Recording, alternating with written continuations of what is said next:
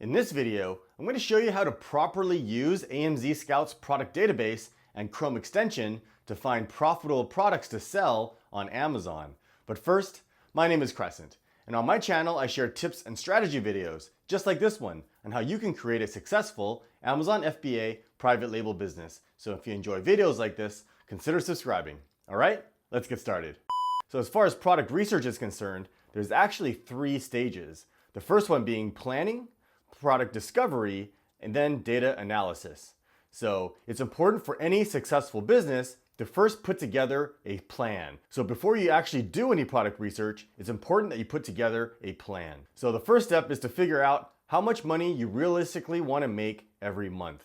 And a realistic number is around $3,000 per month. Now, once you know that figure, you can break that down to how much money you need to make per day. So if you want to make $3,000 per month, if you divide that by 30 days, that's $100 per day. Now, in order to make $100 per day, a realistic profit margin per unit when you're selling products at Amazon is around $10 per unit.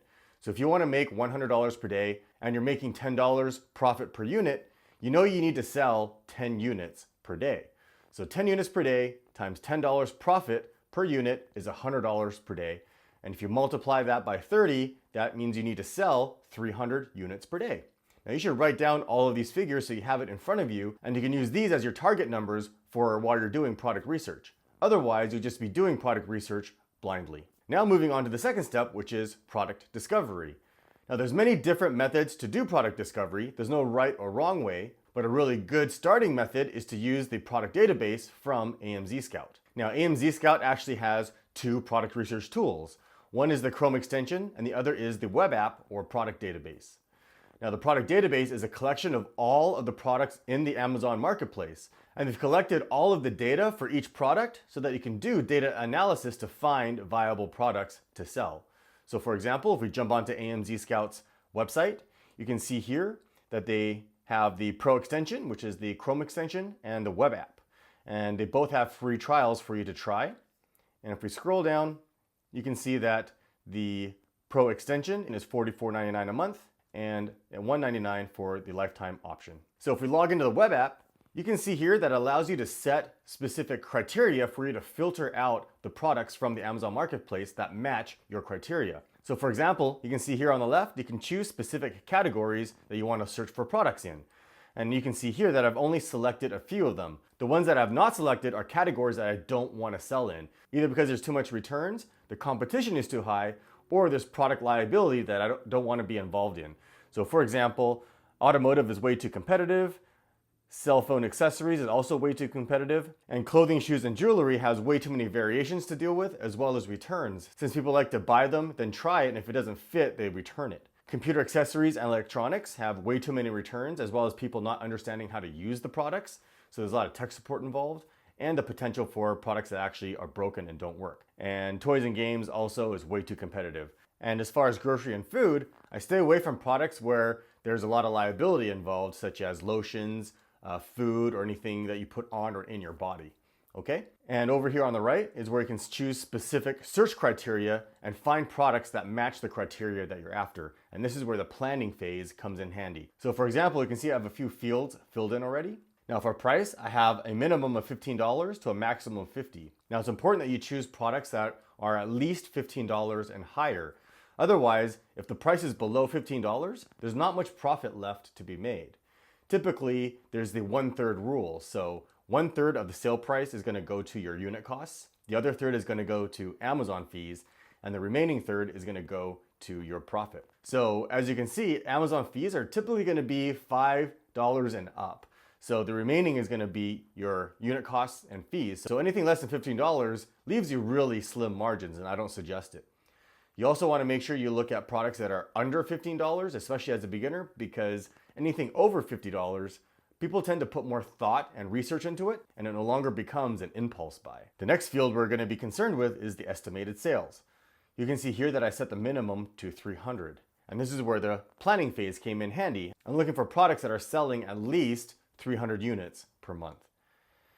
Reviews is how we judge the level of competition in a niche. So you want to make sure that at least 7 out of the top 10 listings have less than 75 reviews. Anything greater than that and I would consider the niche too competitive. So you want to look for products that have a maximum of 75 reviews. The rating is the feedback for the product out of 5. And I tend to look for products that have room for improvement. So I've set this to a maximum of 3.8 stars. Now you can choose to use this field or not, that's up to you. And weight, here's where you want to make sure the product that you're selling falls within the small tier category. Otherwise, the Amazon fees and your shipping costs from your supplier will be extremely high. So I recommend looking for products that are less than 2 pounds. And you can see here that the product tier, I've also selected the standard tier just to make sure I'm not paying the extra fees for non-standard size products. Now, if we click on Apply Filter, the AMZScout product database now pulls up all of the products in the marketplace that match those specific search criteria. And now what you want to do while you're doing product discovery is now look through the list of products in the results and look for products that catch your eye, that are strange and out of the ordinary.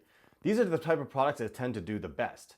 You want to stay away from products that are fads or trends or tend to be novelty items. So for example, these are watch bands. They're probably way too competitive, so I'm going to stay away from those. So are water bottles.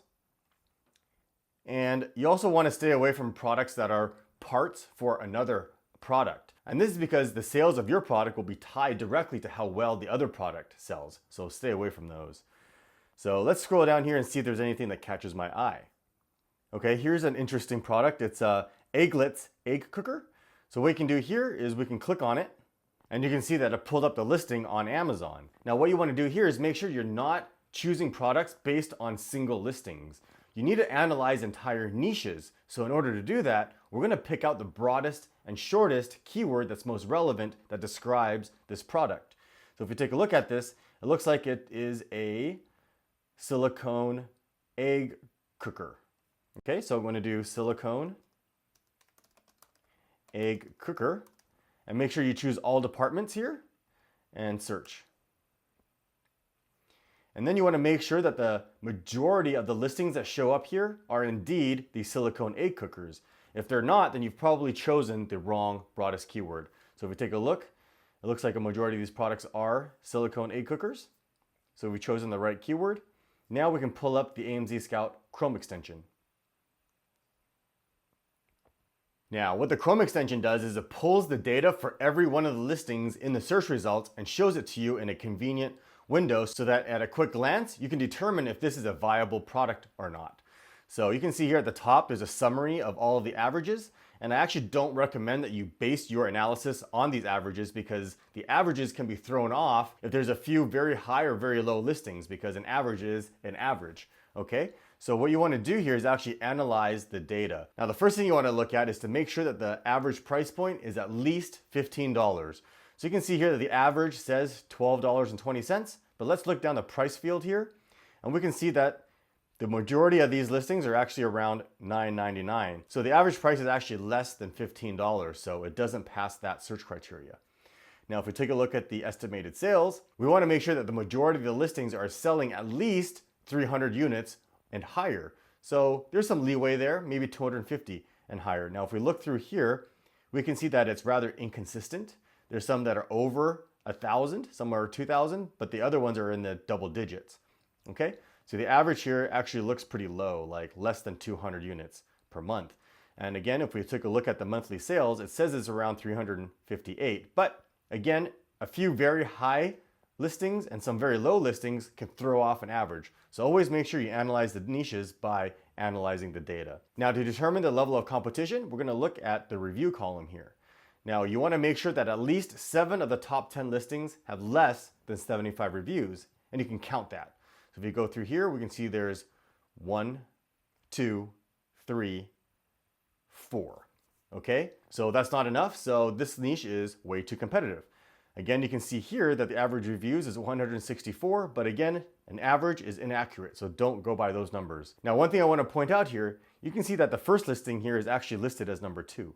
And this is because the sponsored ads has been removed from this AMZScout Chrome extension. And it's important that you don't include the sponsored ads while you're doing product analysis. And this is because sponsored ads are placed on the search results from PPC bids. They're not there organically. So what I recommend is you actually turn this off in the Chrome extension. And you can do that by coming down here to Filter, clicking on it, and then check mark the Hide Sponsored Ads here, okay? So if it's check marked, it's gonna hide them, and then click Apply. And then make sure the filter is actually turned on using this button here. Okay, that's a huge mistake beginners make. Now, in order for a product idea to be a viable one, you need to make sure that all of the product research criteria are met, not just a couple of them. Now, since it failed on 3 of the product research criteria already, you can move on to your next product idea. But before we do that, there's actually other product research criteria that a product needs to pass in order for it to be a viable product. So for example, you want to make sure that a niche isn't brand dominated, meaning that a seller doesn't have 3 or more listings on the first page. So for example, if we take a look here, we can see that there isn't any one seller that has multiple listings here. CookTime has 1, 2. Okay, now if CookTime had 3, 4, or 5 listings here, then I would consider that brand dominated, and you want to stay away from niches like that. Okay. Additionally, you want to make sure that products aren't seasonal, meaning that they sell better only during a specific time of the year. And you can do that by looking on googletrends.com. So for example, if we look up a product like a can opener, and we change this to 5 years, we can see that the graph here is relatively flat. Now you can see that there are these humps around Christmas, which is like November through December. And this is probably because there tends to be more cooking during this time of year. So people are buying these can openers more frequently then. But for example, if we take a look at something that definitely is seasonal, like a pool float, you can see that there's definite spikes during the summer months. And this is something that's seasonal. So you want to avoid products like this. All right. Additionally, you want to make sure that the products that you're looking at are not patented or trademarked. And it's very important that you do this because you can end up investing thousands of dollars into a product only to find out that you're not allowed to sell it. And you can also get sued. So make sure you do a patent search on products to make sure they're not patented. And you can do that on patents.google.com. So again, if we're doing this egg cooker, for example,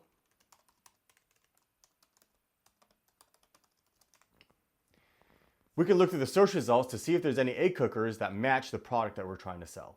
Now, doing a patent search is actually beyond the scope of this video, so if you're looking for more information on how to look for patented products or trademark products, I'll leave a link to it here as well as in the video description below. And lastly, while you're doing product research, you want to make sure that the products you're looking to sell, you're actually allowed to sell on Amazon. Amazon actually has 2 restrictions. There's the category restrictions and there's product restrictions, meaning specific categories you need prior approval to sell in, as well as products that you're absolutely not allowed to sell. So for example, categories requiring approval are called gated categories. So if you take a look here on Amazon, you can see here that automotive and power sports, it requires approval. And something like beauty does not. Whereas if you keep scrolling down, you can see that there's other categories like fine jewelry also requires approval.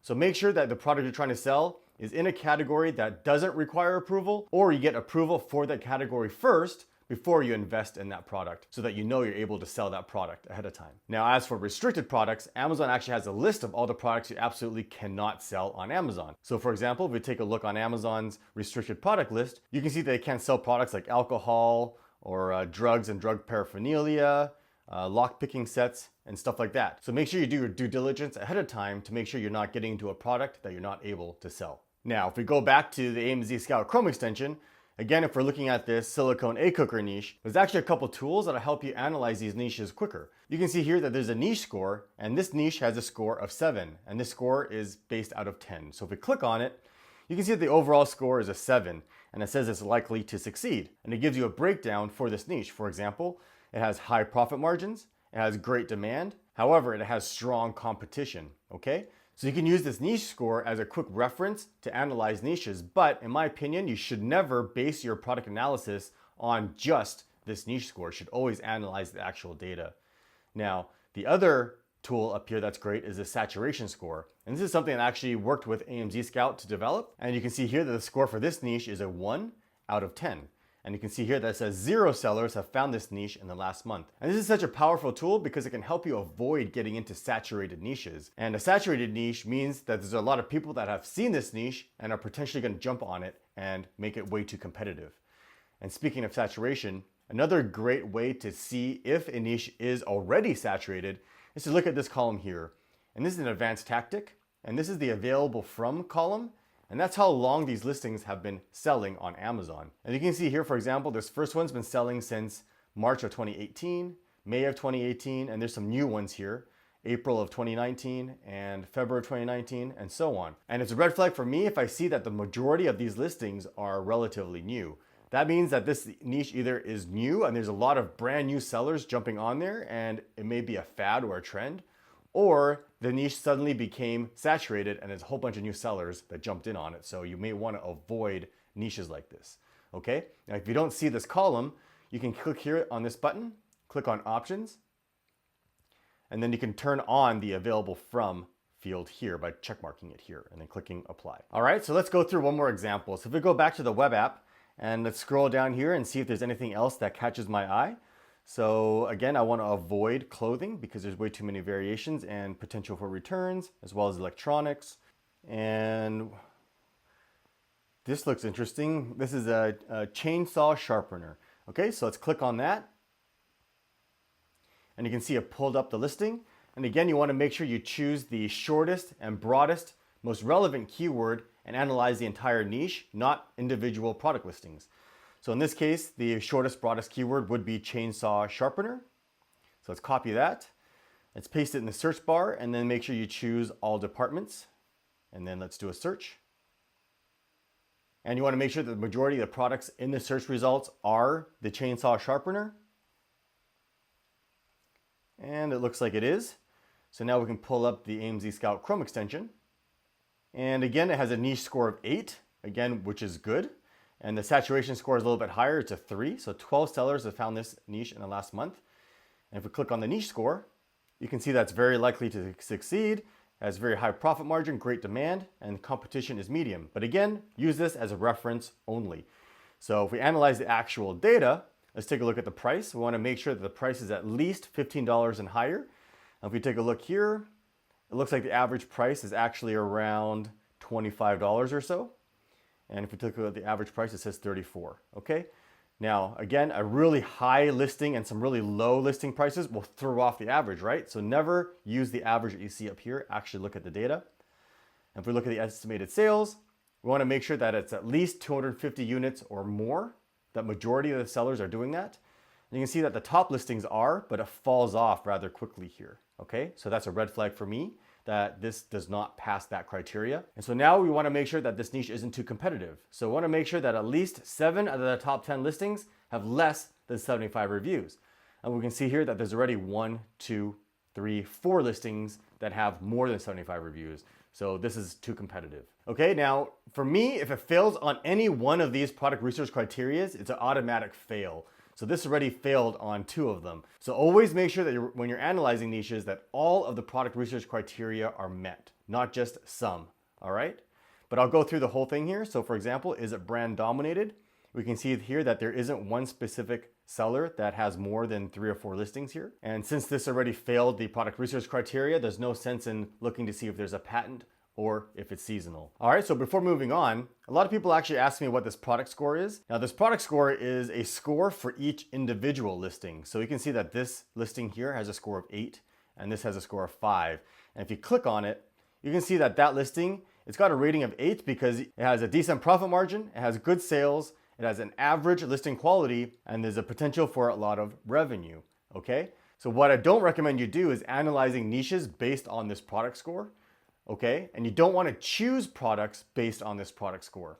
What I use the product score myself is to do product discovery. So one way to use this tool is to look at the Amazon's bestseller list and just type in Amazon bestsellers. And then we'll click the link here. And what you want to do is actually niche down. So for example, let's take a look at the home and kitchen category. And then let's niche down some more, for example, to kitchen and dining. And what's great about the AMZScout Chrome extension is that it works on any Amazon page. So if we click on this now, you can see that the Chrome extension pulled the data up for all of the listings on the bestsellers page. And what you want to do here to use the product score is actually sort it And so for example, now you can do product discovery in a slightly different way other than using the product database. So for example, if we take a look here, this product is electronics. I don't want to do it. So is this one. This is a reusable food bag, it looks like. So that might have potential. Let's click on it. So this is a reusable food bag. Is the shortest, most relevant keyword. Choose all departments. Let's do a search. And this looks like the product here. And again, you can pull up the AMZScout Chrome extension. And we can now analyze the niche. So let's look at the price and make sure it's at least $15 and higher. And it looks like it is. It looks like it's in the mid-20s. And then the estimated sales, majority 250 units or more. And if we take a look, it looks like that the majority of the listings are doing 250 units or more. They're actually in the several thousands. And then we want to make sure that at least 7 out of the top 10 have less than 75 reviews. So we take a look. Here's 1, 2, 3, 4. So this is borderline competitive. Okay, so this niche has some potential here. And if we take a look at the brand domination, it's not brand dominated. However, if we take a look, a lot of these listings are brand new. So they're all within the last couple months. All right, so 2019, 2019, 2019. So this is a red flag for me that this might be a saturated niche where a lot of sellers discovered this niche and have jumped in on it. Okay, so that's where the saturation score and niche score are not helpful in this case because it says it's a really good niche and it has low saturation. All right, so one other pro tip here, which a lot of beginners make, is they sort these listings based on sales or reviews or revenue. So for example, these listings right now, they're sorted in their organic order, meaning the same order they show up on the search results. And what you don't want to do is resort it, for example, based on estimated sales. If I click that, you can see it's got the highest to lowest now, or by revenue, highest to lowest. You never want to do that because you can see here that the rankings have been jumbled around. And this is not the way you do product research. You have to do product research with the listings in their organic order because the top listings on the first page are your direct competitors, not the listings down on the 5th page, 6th page, and so on. As you can see here, it's 30, 43, 36. These sellers are way down in the search results and they're not your direct competitors. Your goal is to get your listing onto the first page, so you need to judge how competitive that area of the search results is. So never resort the listings. Always leave them in their organic search order, like this. Okay? All right, so when I first started on Amazon, I'm more of a visual person, so I wanted to see examples of good and bad product research data. And so what I want to do is actually show you examples of what good niches and bad niches look like. And a good way to do that is to actually go to my Amazon Beginner Mastery Facebook group, which if you're not already a member, you should totally join. I'm on there every single day answering people's questions.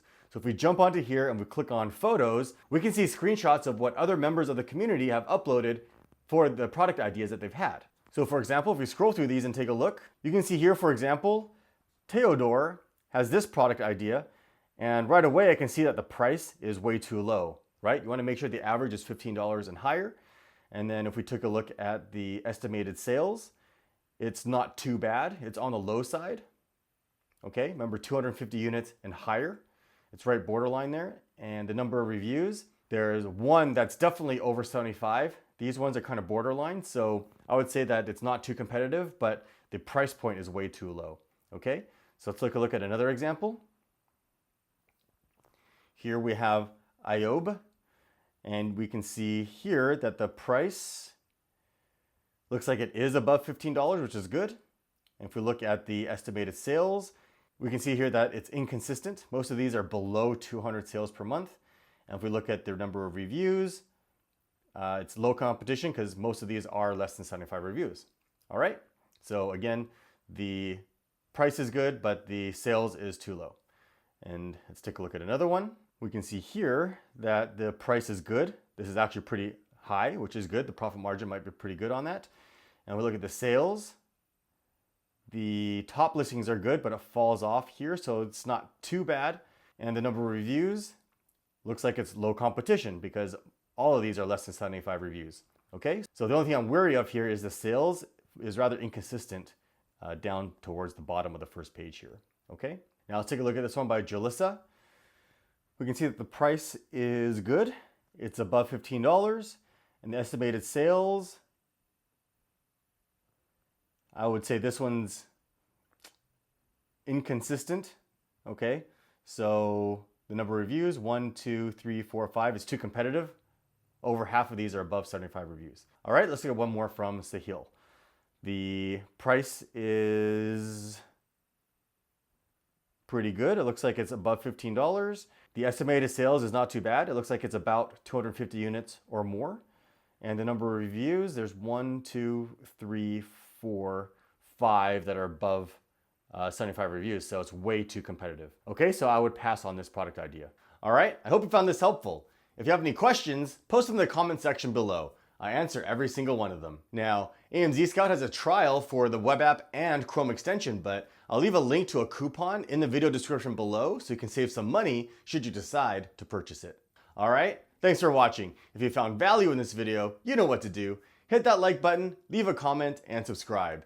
And make sure you click that bell icon to turn on notifications. There's also a link in the video description below to our community forums, which you should totally join. And if you're looking for more tips and strategy videos, click or tap over here. And as always, thanks for watching.